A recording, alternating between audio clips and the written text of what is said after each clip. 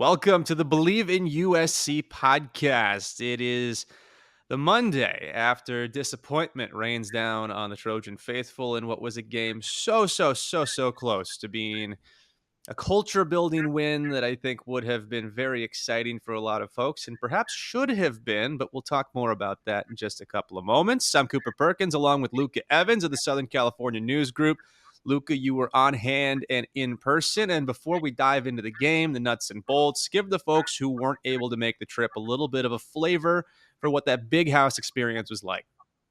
Yeah, man, it was packed. You had the stripe out, so you had the stadium packed to the brim, and each section, I guess intermittently was a row of Michigan yellow, and it was just a really cool experience. It got so loud in there at points that you saw Miller Moss have to kind of put his hands over his helmet to hear the communication. And um, the tailgate scene was awesome. You just walk down. I parked like a mile away, just for cost conserving purposes from the stadium. So just got to walk through downtown Ann Arbor to the stadium, and just Michigan fans tailgating everywhere. And what a cool environment, especially it wasn't too much of a road game in the sense of the weather for USC, and just a beautiful September day. So um, definitely an awesome first Big Ten experience in terms of that. But obviously the game didn't turn out quite the way that USC fans and those who made the trip expected or hoped. But we'll dive into that. Yeah, final score 27-24. Michigan scores the go-ahead touchdown at 37 seconds left. Trojans not able to get into field goal range to try and force overtime. It was two games. I think the best way to put it, it was a tale of two games. First half was complete and utter dominance by Michigan. USC looked every bit the part of a team that was overmatched and unprepared to be there. Halftime broke, 14-3 was the score, and then in the second half, an entirely different unit. They made some significant changes along the offensive line from a personnel standpoint. I think the defense made a couple of adjustments, recognizing that Michigan truly did not have a passing threat. And the script completely flipped. Trojans dominated time of possession. Michigan ran 3 plays the third quarter, which was crazy.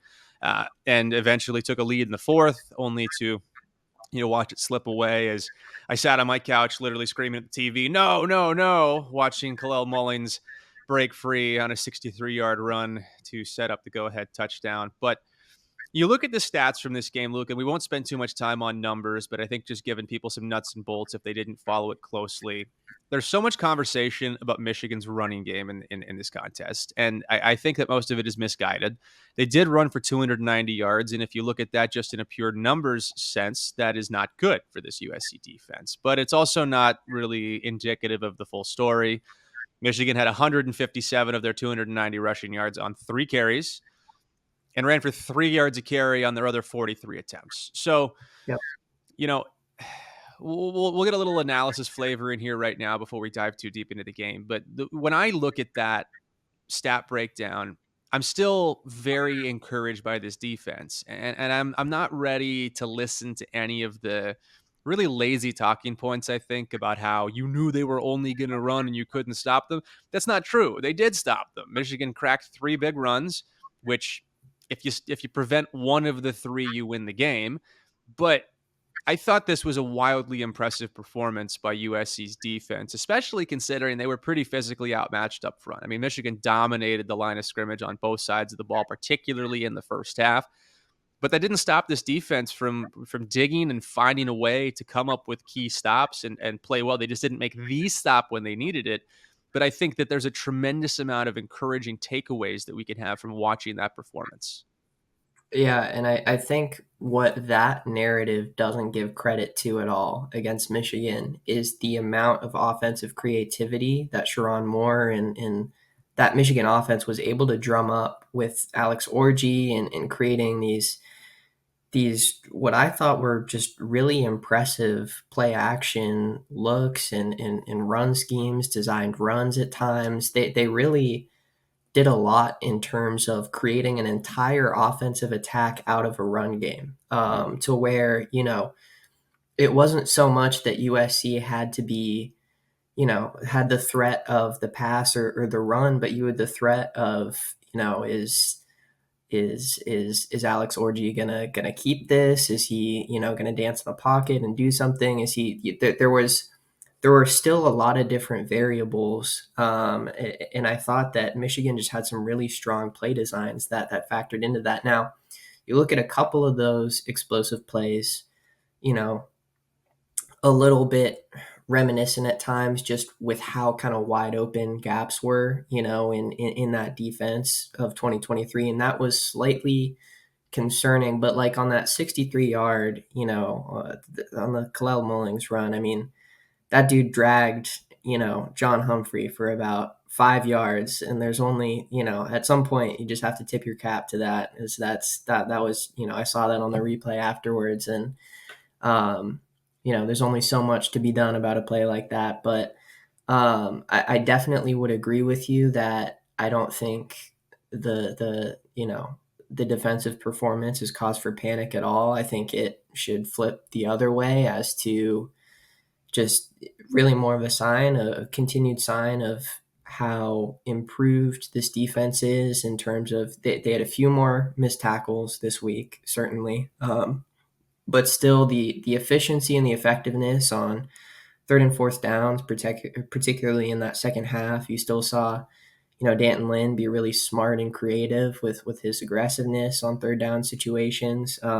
You saw kind of that three linebacker unit of Mason Cobb and Eric Gentry and Easton Mascarenas Arnold be deployed really well at times. And, you know, um, and yes, Michigan didn't have a passing game, but the secondary did their job for the most part. So I think all in all, that defensive performance really strong. And if you take away the Miller Moss pick six, I mean, ultimately it's, they gave up 20 points on offense. And that's a Yeah. game. If you're going into it, and looking, coming off last year, regardless of Michigan's, passing attack and their offensive struggles, you would be really happy to give up 20 points to a defending national champion. So I don't think there's any panic or cause for concern with the defense at all. I think Dan Lynn is smart and is going to kind of try and drill in on cleaning up a couple of those explosive plays, and we'll see where it goes from there. Yeah, I think it's really important to draw a distinction when we're talking about defensive stats from this game between concerning stats and frustrating stats because they're really different. And the fact that Michigan Yeah. won the game with 32 passing yards is a frustrating stat, not a concerning stat. And the Yep. lazy narrative is that, well, Michigan had no passing game. How can you let them run for 290 yards? Well, the answer, like you just laid out, was really creative play design. And for all intents and purposes, USC's defense walked into this game like it was a season opener. There was no film of Michigan with Alex Orji as their quarterback. There was no film of this, Michigan quasi wing T offense. I think in 2 weeks, this is going to be a disaster for Michigan if they play a quality opponent. If USC plays this game 2 weeks from now, as opposed to when they did, I can't imagine that Denton Lynn wouldn't have been prepared for those wrinkles. I think Michigan would have had a significantly tougher time running the ball, and they already did struggle for much of the game outside of those three big bursts. So I think that's a detail that you can't glance over. Like, yes, they did not have a passing game. There was no threat in that aspect. But due to creativity and the fact that there was nothing really to go off of other than speculation, I think you have to tip your cap to the defense and what they did. Yes, you want them to make the play when they needed to make the play. Yes, you want them to tackle Kalel Mullings and not let him break for 63. Yes, you want the fourth and goal stop. But a game is not three plays. A game is not two plays. A game is a lot of plays. And for the vast majority of those plays, the defense was very, very inspired and I thought played really well. Offensively for USC, the story was kind of similar in that the first half was a disaster. Uh, the first half was unequivocally awful. The offensive line was horrific. Miller Moss looked rattled. It looked like a group that was both unprepared and not ready for the moment, not necessarily in a preparation standpoint, but just from an experience standpoint. Um, they probably should have had 6 points at halftime, if not 10. They got a brutal break at the end of the half. Miller Moss was sacked on the final play with what was indisputably a face mask that helped drag him down. Should have given USC 15 yards to put them in field goal range and an untimed down. You look at just how important points were in this game, and you cannot simply point at that play and say, hey, that changed everything. But they did lose by 3 when it's all said and done, and a field goal there would have gone a long way towards changing the math equation at least. I think that's kind of one of the 4 places in this game where things had to go wrong for USC to lose ultimately. But offensively, I think there's also a lot to be encouraged by. Miller Moss threw for 283 yards, 3 touchdowns. The one big throw that everyone's going to talk about is the pick 6 to Will Johnson. And I think that there's a lot to be discussed about that play specifically. Actually, we'll get to that a little bit down the road. But I think looking at the numbers and this offense, I don't think there's a lot to be concerned about. Lincoln Riley made some dubious choices in his play calling in significant moments. But holistically, even with the offensive line struggles, they did enough to win the game. Now, what that offensive line looks like going forward, I don't know.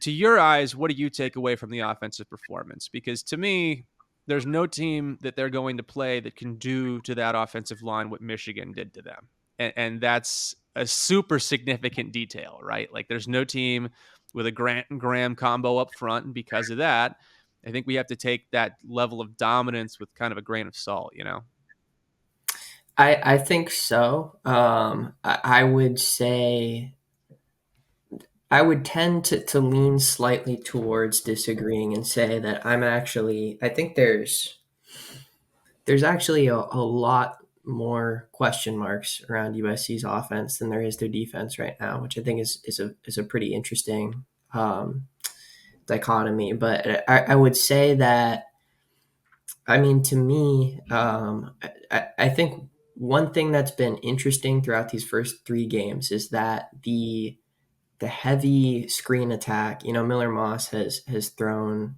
has thrown a screen ball on about 25% of his total attempts so far this year, and they've only gone for about 5 yards of play, and they just, they're a little more effective against Utah State, but you saw kind of that quick hit not quite be as effective at times against LSU, and really just get shut down by Michigan, in this. And I'm just not sure.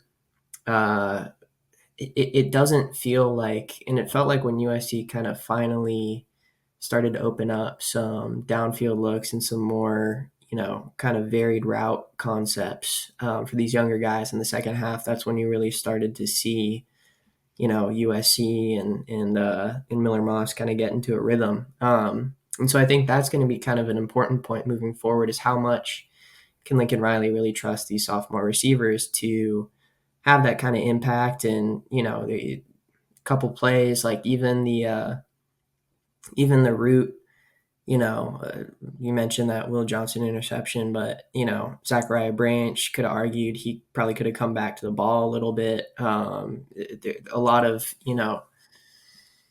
I still think there's a lot of growth in that receiver room, and that's going to be kind of an important point moving forward. I would fully agree with you, that Michigan, no defensive line is going to be able to do, to USC's front what Michigan did. But I do think the ease with which the tackles were kind of getting pushed back at times, there's a lot of teams with a lot of good players off the edge. And I think that is a little bit of an area of concern. And I don't think there's an easy answer to that. Do you keep trusting Elijah Page's development because he's clearly the best option that they have at left tackle? Do you go with Mason Murphy there, who's, pretty ineffective overall if you look at the kind of final takeaways of the game, and you trust Tobias Raymond at right tackle? There's just a lot of questions around that. I think the middle of the line will ultimately be okay, but yeah, I think that's definitely an important point as well. I do think I think even when Woody Marks started slow on the ground, I do think it was encouraging. They stuck with him and stuck with the run, because he feels like one of those guys that, might start out with, 12 yards on 8 carries, then all of a sudden pop one for 40. I think we've seen that through a couple of games now. But yeah, I would say a pretty up and down offensive showing for the most part. And I think after 2 games, you've had some fairly significant questions around Lincoln Riley's game management, clock management. Um, and I think that's kind of an interesting point to keep an eye on moving forward as well. Yeah, I think circling back to your point about the screen game, I think the biggest issue with that has less to do with the predictability and the play calling and more to do with our young receivers being pretty Yep. lousy blockers downfield. The screen Yeah. game is only as effective as the blocking, and it doesn't matter how explosive those individuals are.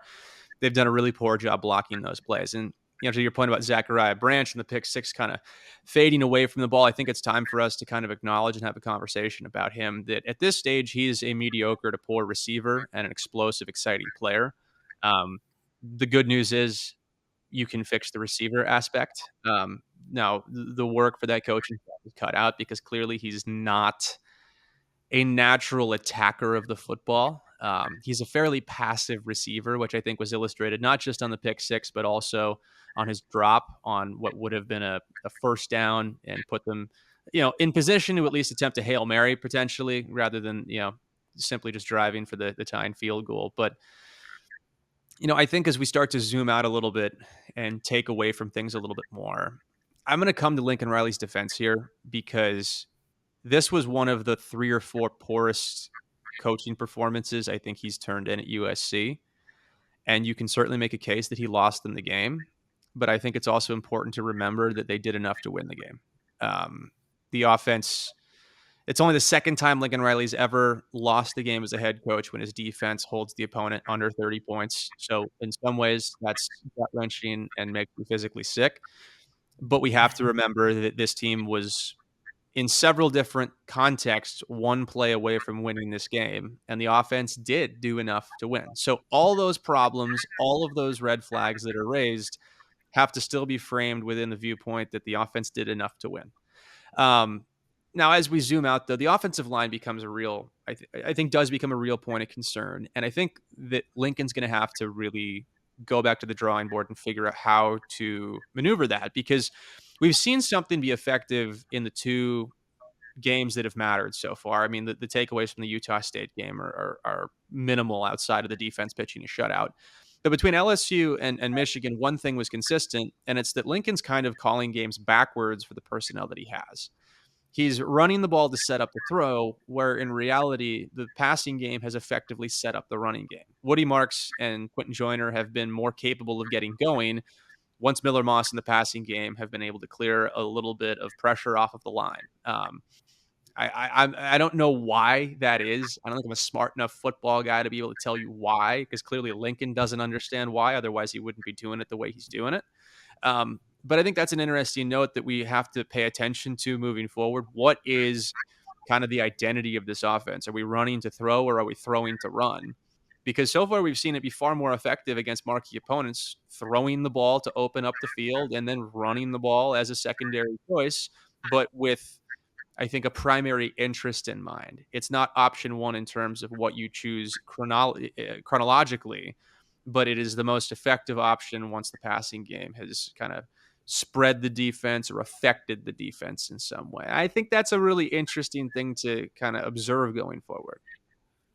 Yeah, and I think that hasn't happened as much you know, with kind of those screen hits or looks in the flat or what have you, that hasn't spread things out or opened things up as much as, kind of looking a little bit more downfield or even, up the seam between the numbers, what have you. I think we saw that against Michigan where it looked like Lincoln Riley was maybe trying to spread them out a little bit horizontally and, get the playmakers involved to set things up.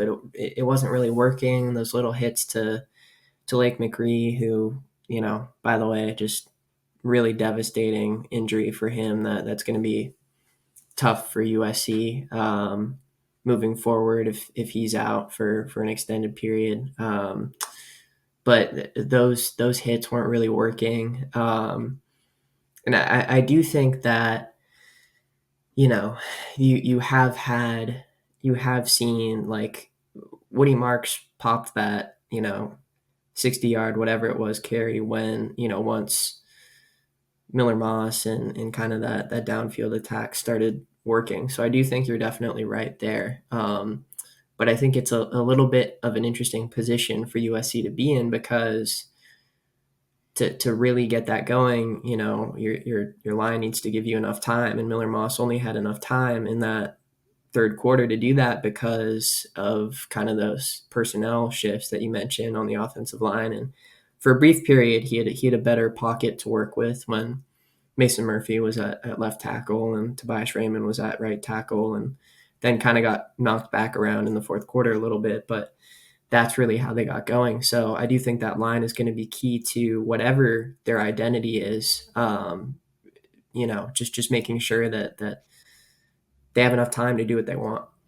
I think we also have to be honest with ourselves about what is the makeup of this offensive line right now. It is a senior at center. It is a Wyoming transfer. And of the other three positions, it's five guys who are freshmen or sophomores, Yeah, um, all of whom are making their fourth or fifth career start in this game. That doesn't excuse a poor performance, but it does explain elements of it, I think. And we're being dishonest with ourselves as a fan base if we are expecting this offensive line to be particularly developed at this stage. You got to remember as well, of these young guys, Elijah Page is the only one that wasn't considered a developmental prospect, right? Like Alani Noah and Tobias Raymond weren't supposed to see the field for 2 more years. Um, yeah, that's an important thing to keep in mind. Now, I think we can start to zoom out a little bit more on our big picture takeaways from this game, and the one that I really think is important to remember is that ultimately, I think this is a culture building win. I think in the big picture, I think 3 to 5 years from now, this is a game that will have been significant in steering the direction of the program. Now, of course, you would much rather win this game. You did everything necessary to win this game, other than make a handful of plays in key moments. But Kirby Smart had these at Georgia. Jim Harbaugh had 3 years of these at Michigan. And if Lincoln Riley is committed in the way that he claims to be committed to rebuilding this program from the foundation, as opposed to trying to build the roof first and then put support beams beneath it like he did in year one, we owe a degree of patience because this performance was pretty much in line with what they've said they're going to do. They played young offensive linemen. For much of the game, they underperformed and struggled, but they stuck with them. They did what they could personnel wise, and they competed. They competed enough to win the game, at least offensively speaking. I think when we frame it in that way, that these are necessary pieces in building a big picture culture, I think it makes it a little bit less, sickening how it all shook out. But I think everyone's so hypercritical of Lincoln Riley in a way that just seems unreasonable and irrational. Like, yeah, he's telling us exactly what they're trying to do, right? Like, yeah, yes, I understand it's different than what he's done in the past. He's also never built a program from the ground up, which is what this job at USC was when he took over. I mean, we're so quick to forget just how dire straits were at the end of the Clay Helton era and how devoid of talent this roster was, where everyone who is so frustrated to the point of wanting Lincoln Riley to move on to the NFL or smoking some pipe dream where they think Lincoln Riley is fireable. You just calm down. Just calm down for 10 seconds and be a grown up about this. You can't expect this guy to work magic. He's kind of done that already. This team's further along than any of us reasonably could have expected when he took over. If you actually did an audit of the talent on that team like they did when they came in and kicked 50 to 60% of the roster away, you would never have come away with the conclusion that, yes, this team needs to contend for a national championship by the beginning of year 3 or all else is completely lost. That is completely ridiculous. So with that in mind, I think that my actual takeaway from this game, though, in addition to being a culture building win, is that if the problems are with the offense, that is a tremendously good piece of information for USC. If the problems are with the defense, we've already seen that movie, and that's not something that they know how to solve. They've fixed that problem, at least to the extent that it needs to be fixed. I'm going to go ahead and gamble on the guy who has consistently fielded top 5 offenses for the better part of a decade to figure out enough adjustments in the right places to make this an effective unit. They're not, and they're not anemic. That's the other point that has to be remembered. These are like, we're nitpicking issues in a game that they lost to the reigning national champions with an elite defense and 2 top 10 picks on their defensive line. Like, that's really, really valuable context here. And I'm curious how you feel about this, but when I look at it, if offense is the problem, I would, you could not give me better news. That is the best news Yeah, you could give me. They lost this you game take because of the offense. They're not going to lose twice this year because of the offense. That's not going to happen again. You know, I have, yeah. maybe I'm foolish, but I have far too much faith in Lincoln Riley's track record to believe that the offense is going to be a long-term problem. Yeah, I fully agree. And I think I, I would tend to agree with you, but add a couple of things. I think that you're right. Like, I mean, Lincoln Riley even told us, before the start of the season, I'm not a magician. Like, he couldn't just wave a magic wand and all these problems vanish away. I think that we've talked about this before, but that early success in year one, bringing in all those transfers and slowly and filling in the foundation beneath, maybe that was going to set them up in a way for, oh, hold on. All good. Okay. I don't know why that happened. Should I just keep going or what? Start Should I from start over? Lincoln told us he's not a magician. Okay. Um, I mean, before the season, Lincoln Riley told us in Indianapolis, he's not a magician. He can't just wave a magic wand and all these problems just, that existed vanish away. And I think that success in year one, maybe looking back at it with context in a way, might have naturally kind of set up, a little bit more of a I guess step back when you're looking at record and that sort of thing in year 2 and 3 or whatever it is. But um, I think they're in an interesting period because yes, they're in a rebuild and they need proof of concept and they're now entrusting. Lincoln Riley has said multiple times that he wants to go away from the portal, used it heavily, for example, with the offensive line in these first couple of years. And now, he's wanted to move away from that and kind of stack classes on top of each other. And I think that, that is the right way to go about things. That's what you need. But at the same time, like Josh Henson said before the year, it's time to get these young guys ready. And yes, maybe they needed, another year or two. Maybe they do need another year or two to develop. But I mean, USC fans, if there's one thing I've learned, there's a thin degree of patience at times. And I do think at the same time, you look at the totality of and the profiles of many of these younger guys that they've brought in on the offensive line. And, you say, are these really, national championship level guys, or guys able to be developed into a national championship level offensive line? And if they continue to struggle throughout the course of the year and, don't show kind of that improvement from getting consistent reps, then I do think that's where you kind of say, well, you can't exit year 3 of this rebuild and go into year 4 and still be, kind of preaching the rebuild in a sense. And so I do think that's kind of an important point. I do think this loss in the context of everything else doesn't, you know, uh, ultimately, I think you zoom out from a big picture sense and you say this is encouraging. I do think, when Lincoln Riley talked about the fight that his guys had and what gave him confidence in this group to kind of move forward from this, I think that is very fair.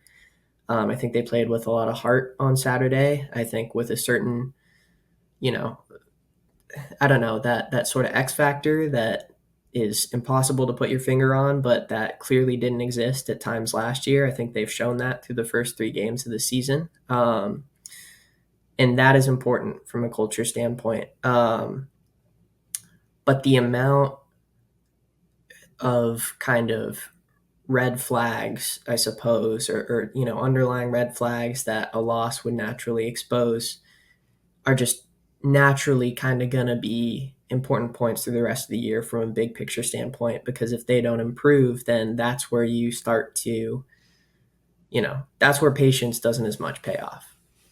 Yeah, and I have a couple thoughts based on just everything you said there. One of which being about the offensive line, right? And I think that we've seen all of this on social media and the USC message boards and everything in between, that it's time to have a conversation about Josh Henson. And I think that's true, but that conversation needs to wait until October 13th after the Penn State game. Mm, Development in the next month, the next 3 weeks, is going to be very telling in kind of what kind of job he's doing. There are all kinds of yes. complaints about his recruiting and his ability to develop, and I think that we still just don't know enough to have a serious, genuine conversation that isn't riddled with recency bias and frustration. The Yeah. other. And Go ahead. just to jump in real quick there, I would say that uh, we don't we don't really, a lot of this isn't on, it's not on him. Like you said, recency, that there are, this line is made up of, through the first couple of years, the line has been made up of the you know, Clay Helton era holdovers that he has developed at some context, Jonah Monheim and those guys, and then transfers that I think the issue from that was more of a big picture standpoint than, you know, guys not playing well for him or what it is. So now I think you're absolutely right that it's too early to say, to write him off or this or that, because this is the first, like, this is redshirt freshmen and sophomores in, some of their first real games of college football going up against one of the toughest defensive lines in the country. And they showed that they could hold up at least against LSU. So it's not, you know, it's premature to just toss everything in the trash after one game. But like you said, I do think, in a month, if there's no development, I think you can kind of circle back to that. But I think that's a really good point. The other aspect of like the recruiting piece with offensive linemen specifically is offensive lines are built around cohesiveness and cohesion more than they are individual talent. And recruiting rankings, as they pertain to linemen, generally are built on measurables, height, weight, and a little bit performance in high school. But generally speaking, all of the best linemen are playing overmatched defensive linemen. So you really don't learn much from that. So with that in mind, I feel like complaining about Josh Henson's recruiting is disingenuous because recruiting rankings as they pertain to offensive linemen are garbage. There's the handful of players that are so incredibly gifted and visibly projectable that the recruiting rankings hit on. But as far as that position goes, it's a crapshoot because as much as anything, mentality is a quintessential trait in a good offensive lineman.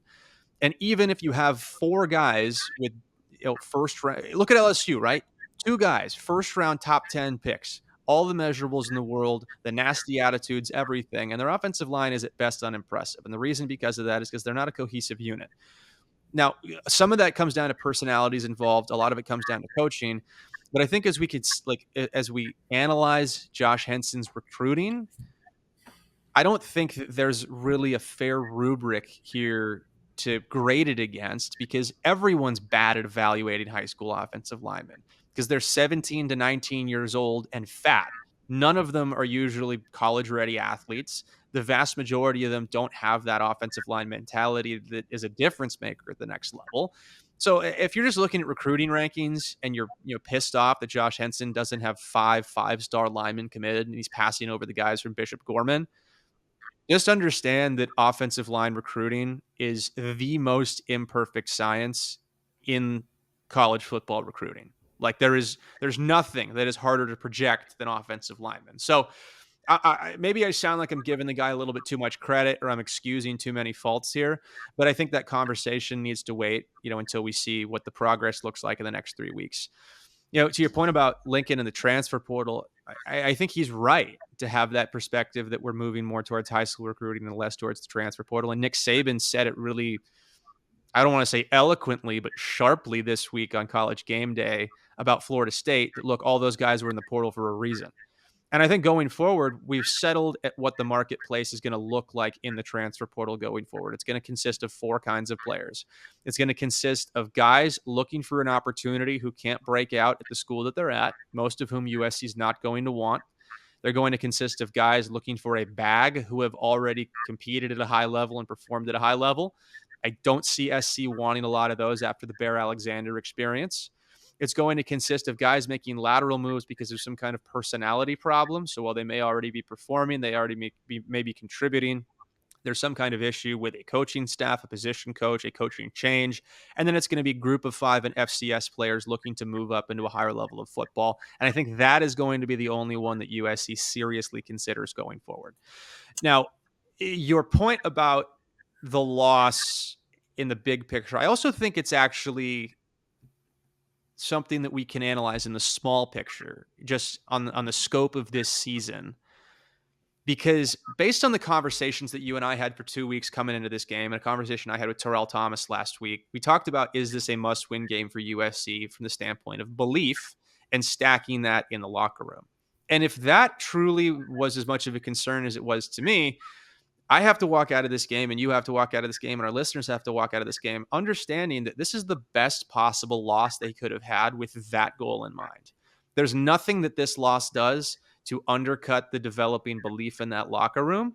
All it does is give them data points for things that they need to improve upon, and something that now stands as a very uncomfortable experience that they have to confront every time they walk into the building until the next time they play a game. As far as productive losses go, this is extraordinarily difficult to stomach because of how it happened. But this team played well enough to win. They are going to know that. And they were good enough on that day to beat the reigning national champs had they made two or three more plays.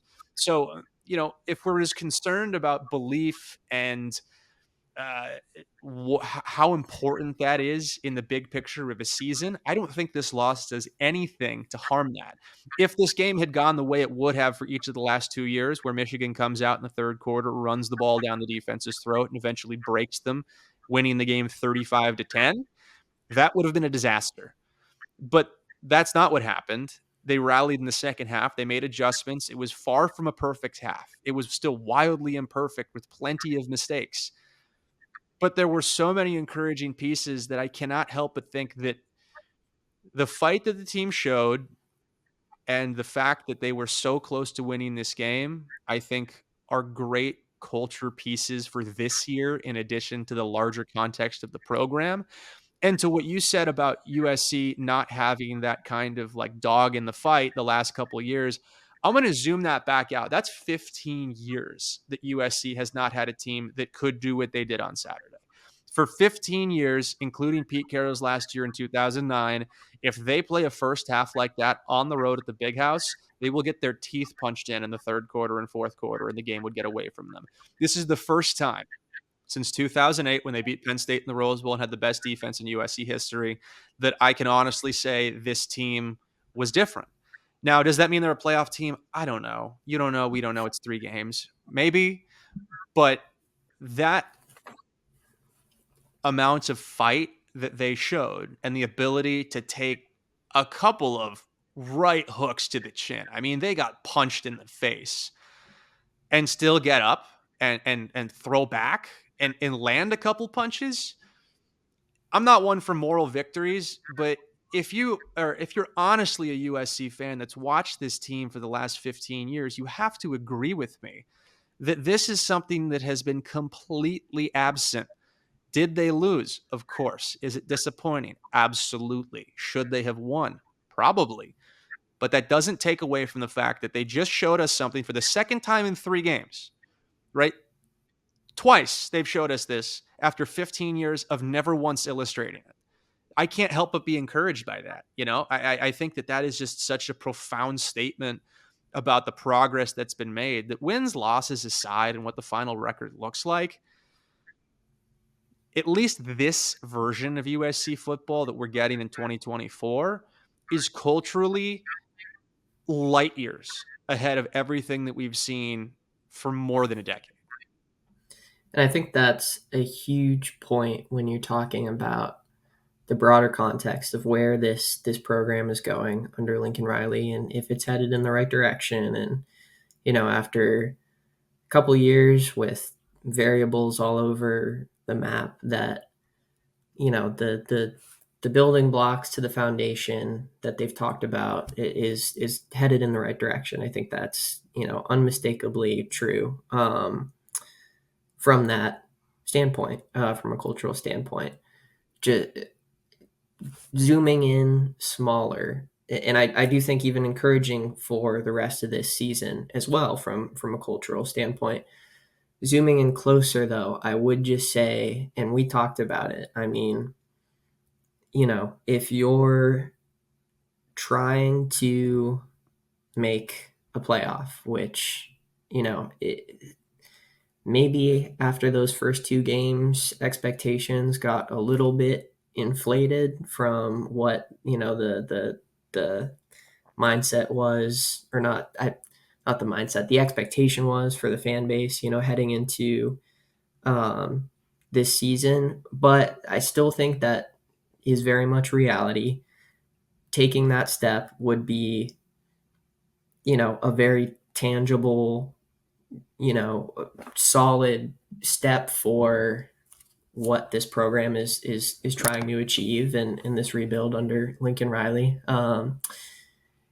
And I do think you come away, when you look at what's left on the schedule, a little bit haunted by the plays that you could have made, or what could have gone right, or when you could have made this tackle or held the ball a little bit longer, or whatever it is. Because all of a sudden, you're now playing Notre Dame, Nebraska, Penn State. Throw in someone else into that mix. I don't know, Washington maybe, or whatever. And you have to win 3 out of those 4 games. You cannot lose, 2 more games and comfortably still make the playoff. So, Yeah, um, I agree with you, but I do think the calculus on what the schedule looks like changes a little bit, because Nebraska just lost a that's home true. game on a Friday night, right? Friday road games are brutal, and they just lost with the biggest home field advantage in college football. They'll get better, but that's a big, hey, maybe let's reconsider this one. Washington can't score. Their offense is terrible. They Yeah, beat yeah, Northwestern 24 to that's true. 5.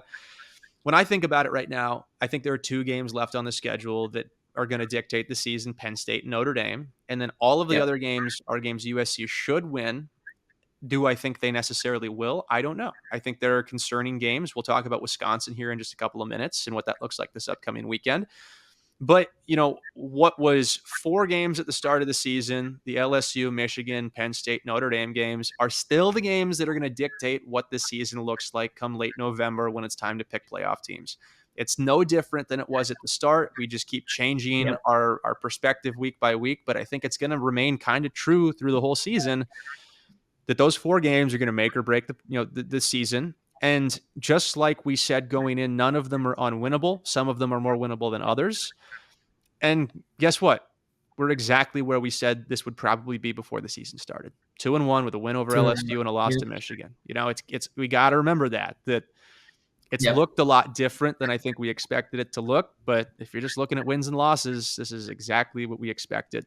Guys, I got to talk to you about something that I consider to be the most important part of an outfit. Yes, I have a thick, beautiful head of hair, but I don't like to style it all the time. So you need a hat like I need a hat. And if you wear the same hat over and over, it starts to smell, gets sweat stains, breaks down. You're doing it all wrong. You need a hat to keep up with you, and that's where Melon comes in. These aren't your average hats, guys. Melon makes the most premium and durable headwear in the world. If it works for Matt Barkley, it can work for you. Whether you're tailgating, working out on the golf course, heading out for a date night, leading the team out of the tunnel like Barks, you need a Melon. They're built to last 5 times longer than any other hat. It's my new favorite hat. I've been wearing my Melon for the last few months straight. No sweat stains, no smell. Looks the same as the day I took it out of the box. I don't buy hats that much. I'm like a once a year hat buying guy. I need that thing to last. So Melon takes care of me. I get a ton of compliments every time I wear it. My girlfriend loves it. Even better, they have different options, different weather. It's up to you. If it's warm out, you might be jumping in the pool, lake, ocean. You need their hydro collection. If it rains a lot where you live, you might need the hydro collection. But when it gets cold, you need to stay warm. Don't worry, Melon has you covered there as well. They have a full thermal collection with different levels of warmth to keep you on the go this winter. So if you're looking for a hat that has as much toughness as you do, check out Melon. You won't wear anything else after you get one for yourself. If you're looking for the world's most durable hat, look no further. Go to melon.com. That's MELIN.com and put it to test yourself. All right, Luca, let's look ahead to Wisconsin here. Trojans That was 14 really. and a half. I think I need one. That was You need really. we'll get you That one. We'll was get you really one for good. the program. I've never really been a hat guy, but I'm convinced now. Yeah, I mean, here's the thing with hats. Hats are awesome if you have bedhead, you're going bald, It's true. or you're trying to blend into a crowd. So everyone has a reason. You got a full head of hair, don't style it. Throw a hat on. You bald, Yeah. cover it up. Do whatever you need. Get a Melon hat though. It's all good stuff. But let's talk Wisconsin. I don't think they're going to bring their Melon hats out to the West Coast. I don't know what they do out there in Madison other than drink beer, eat cheese, and complain about the Packers. So 14 and a half point favorites to start. Wisconsin, Tyler Van Dyke out for the season, running with a backup quarterback. My first thought on this game, this is not the Wisconsin of 2012. This is not Brett Bielema era, bully ball, Melvin Gordon. Like, this is a different team, and I don't think there's something to be all that afraid of. Yeah, I think the tenor, from a big picture standpoint, is someone who I haven't fully scouted Wisconsin yet going into next weekend, but just from a big picture standpoint, I think the tenor on this game has just changed so drastically from even what it was a few weeks ago. I mean, you were looking at the schedule and you're like, this is kind of, I wouldn't say a trap game because Wisconsin, is better than that on paper, but it was like USC could very well lose this game, coming off of Michigan. Wisconsin still looked a little bit dangerous, but I think the Van Dyke injury just really kind of shifted, um, a lot of outlook, a lot of perception on this game. And so I think that's really taken a pretty drastic 180. It feels like in perception. I think as we go into this game, though, it's an opportunity to focus on USC as opposed to be worried about the opponent. Because I think all of the conversation for the last 2 weeks primarily has been about Michigan, not about USC. And all the Yeah. data points that we learned from that Michigan game, now we get to put to the test. How does the offensive line look? What does the defense do with, actually 3 weeks of film from a Wisconsin offense that has been fairly anemic, certainly unimpressive? I'm interested in seeing how this coaching staff responds because I think we know how the players are going to respond. They've kind of built a track record, albeit through 4 weeks, but still showing us that they're going to show up, and at some point in the game, they'll be ready. Now, they weren't ready at kickoff on Saturday, but they certainly were ready at some point. And I'm expecting the offensive line to look a lot more like it did in the first quarter against Michigan than it did in the third quarter. I don't think we're going to see as many snap judgments from Lincoln Riley and Josh Henson as I think the fan base might be expecting. And I think about it from the standpoint that coaches just aren't as quick to make changes on a big picture scale as I think people would expect. But, as you evaluate it, what would your expectation be about the offensive line and kind of what we're going to see personnel wise? I fully expect Elijah Page to start at left tackle on Saturday. I think it was notable even from a game planning, from a personnel shift that they pulled him at all. Because and I wouldn't say that from a negative sense. I think Lincoln made the point that they had to put Murphy in at left tackle, and I thought that was just interesting because just for that drastic kind of an offensive line shift to happen in the second half, I mean, I think Lincoln Riley took a lot of heat for, in that game, and I think deservedly so in one respect for, how he handled the clock at the end of the USC's drive before Michigan's drive and just some of the play calling. And he even, touched on that after the game. But I don't think he got enough credit for realizing that something needed to be done about the line and taking such drastic steps that he did, because in that third quarter it paid off. It really did. It gave Miller Moss a much cleaner pocket. You saw it on those two touchdown drives that he led. Obviously turned a little bit, still was shaky again in the fourth quarter, but those adjustments did pay off. So, but I do think that had more to do, from a big picture standpoint, that had more to do with what was going on in that game. They Bleav a ton in Elijah Page.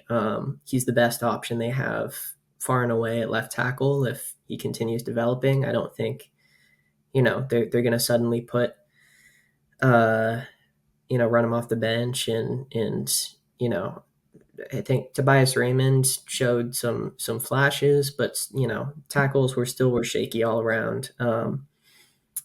I just yeah, I don't see. I think maybe the interesting shift that you'll see. I think Amos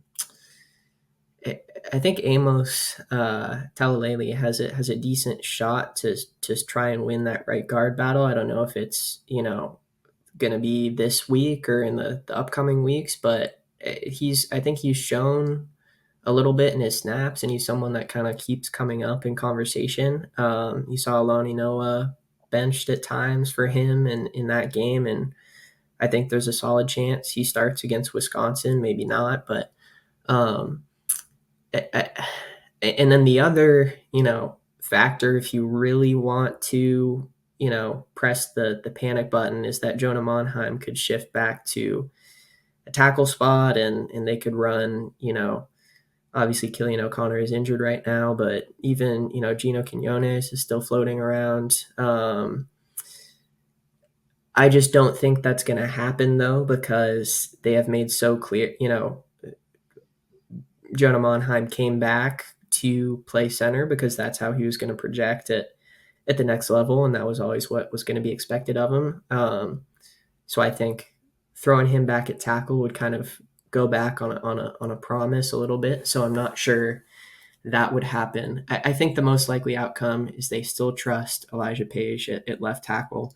Maybe they make a change at right guard, but I do think you're right that it'll look the same, much the same as that first quarter.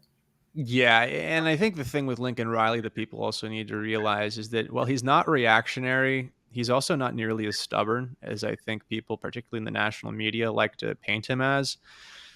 You look at Lincoln's track record, and when he decides to take action, he takes fairly drastic action very quickly. The defensive coaching staff over the offseason, I think, is a great example. The offensive line changes in the second half of this game against Michigan is another great example. That doesn't mean he's going to, snap to quick judgments. He, said it himself in the post game, got to watch the film of these guys before I figure out what we're doing, and that's an honest answer. That's not a coach speak getting around the question. So I think that, our conclusions are probably going to be pretty close to reality as that position group, pertains. But, look at the holistic part of the game. I don't know if Wisconsin can do enough on offense to really hang around, even with the holes that the Trojans might have offensively at the moment, or at least the question marks that they have offensively. I think they're going to be extremely excited to not have to line up across from, Kenneth Grant and Mason Graham next week. That's going to make a massive difference. Will Johnson not being on the field is going to certainly be a great encouragement. And who knows, maybe there's a little extra something in there for Tackett Curtis lining up at linebacker. But, I'm not particularly nervous about this game. I think it's going to I think USC is going to have a real killer instinct about them going into this matchup. And I think there's going to be some great adjustments that we'll be talking about next week, saying, oh, look what Lincoln did. This is very different. This is interesting. He listened to the podcast, something along those lines. But I don't know if I like the 14.5 point spread. That feels, anytime I see a 2 touchdown spread against a Power 5 opponent that has been good recently, it always just feels smelly. But nonetheless, I'll be very surprised if SC does not play well. Like, if they lose this game, it's going to be because Wisconsin played exceptionally well and SC made a couple of critical errors that otherwise unraveled a solid performance. But I don't think that I can see them losing this game, very likely.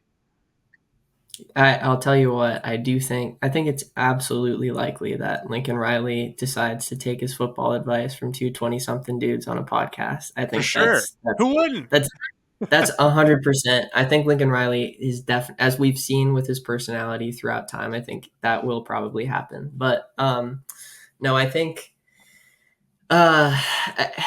going back to the point about culture, from a non X's and O's standpoint, I do think this is a good opportunity to show, you know, if this is a team that truly kind of does have that fight and that dog in them, then then they should come out and, however it looks, kind of punch Wisconsin in the mouth a little bit, and this loss should sit with them. And I think if that does happen, it's a really encouraging sign for the rest of the schedule, that A, they're able to make adjustments from an on-field standpoint, and B, they're not complacent, and they're still shooting for the highest expectations possible. So I think that's honestly just kind of an important point, to kind of come out of Ann Arbor and in a lot of ways not really flush it, and obviously know what you need to do better, but to kind of take a certain amount of fire away from that game, and know what, as Easton Mascarenas Arnold said post game, know that Michigan just out executed them at times, and say that can't happen again against Wisconsin, and go in there and show it. So I think that's an important point. All right, Luca, before I let you run, what do we have coming out this week that folks can read via the Southern California News Group, Orange County Register, Daily Breeze, other papers along those lines? Yeah, just keep tuned for coverage this week of Wisconsin. It's also getting closer to basketball season, so might have some stuff coming out around that, and the continued kind of build of this USC women's basketball program. But yeah, keep an eye out for my Thursday, Friday features as always. And yeah, thanks for reading. Well, you can find him on Twitter at by Luca Evans, also via the Orange County Register and all the papers under the Southern California News Group. I'm Cooper Perkins. You can give me a follow on Twitter at Cooper Perkins TV, at World of Coop on Instagram, and at Cooper Perkins TV on TikTok if you feel so inclined to engage with whatever we're talking about. Podcast clips find their way under those sources on a weekly basis. For this edition of the Bleav in USC podcast, thanks for listening. Have a great week. We'll be back in a couple of days with Terrell Thomas.